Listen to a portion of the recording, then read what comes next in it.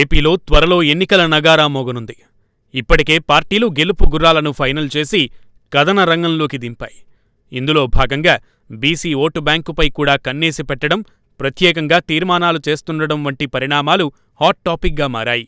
రాష్ట్రంలో ప్రధాన పార్టీలైన టీడీపీ, జనసేన కూటమి, వైసీపీ బీసీలను ప్రసన్నం చేసుకునే పనిలో పడ్డాయి. వచ్చే ఎన్నికల్లో ఎలాగైనా బీసీలను తమవైపు తిప్పుకోవాలన్న లక్ష్యంతో ఈ పార్టీలు అడుగులు వేస్తున్నాయి. అయితే బీసీలు ఎవరికి అండగా నిలబడతారు? అధికార వైసీపీకా లేక టీడీపీ, జనసేన కూటమికా?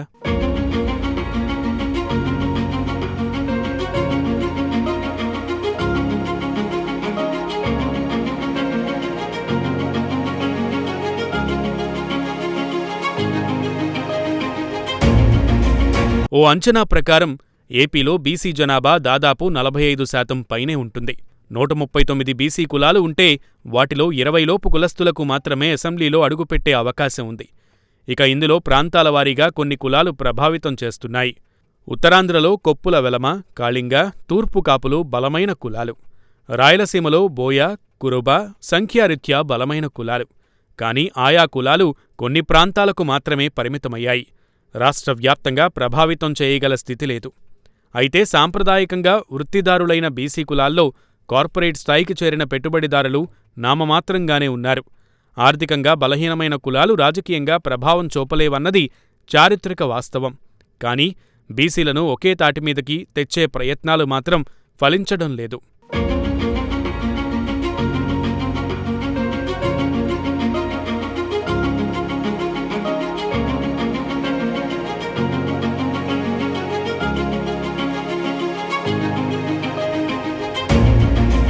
సార్వత్రిక ఎన్నికల నేపథ్యంలో బీసీలు ఎటువైపు మొగ్గు చూపితే వారు అధికారంలోకి వచ్చే అవకాశం ఉంది.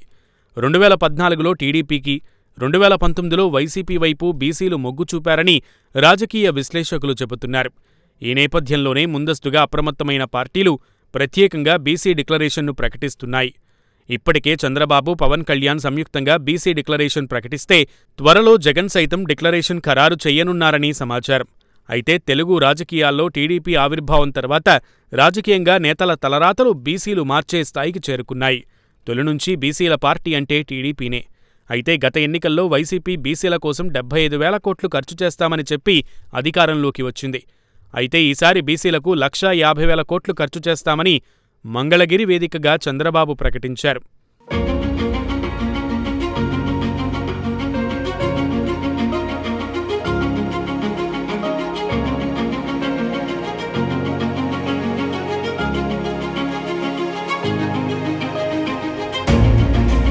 మూడు దశాబ్దాలుగా టీడీపీని వెన్నంటి ఉన్న బీసీ వర్గాల్లో చాలామంది జగన్ మాటలు నమ్మి గత ఎన్నికల్లో ఓట్లేశారు.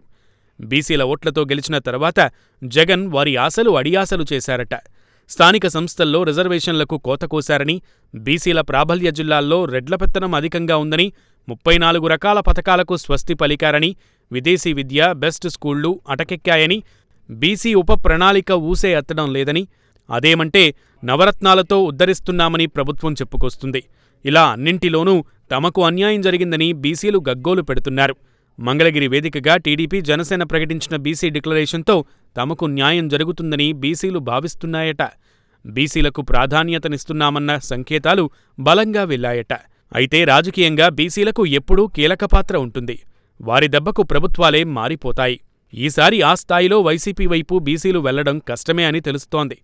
చూడాలి మరి ఈసారి బీసీలు ఎటువైపు వెళ్తారో.